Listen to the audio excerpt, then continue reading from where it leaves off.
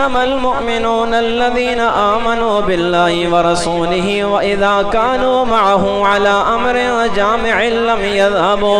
جامع لم يذهبوا حتى يستأذنوا إن الذين يستأذنونك أولئك الذين يؤمنون بالله ورسوله فإذا استأذنوك لبعض شأنهم فأذن لما شئت منهم واستغفر لهم الله إن الله غفور رحيم لا تجعلوا دعاء الرسول بينكم كدعاء بعضكم بعضا قد يعلم الله الذين يتسللون منكم لواذا فليحذر الذين يخالفون عن أمره أن تصيبهم فتنة أو يصيبهم عذاب أليم ألا إن لله ما في السماوات والأرض قد يعلم ما أنتم عليه ويوم يرجعون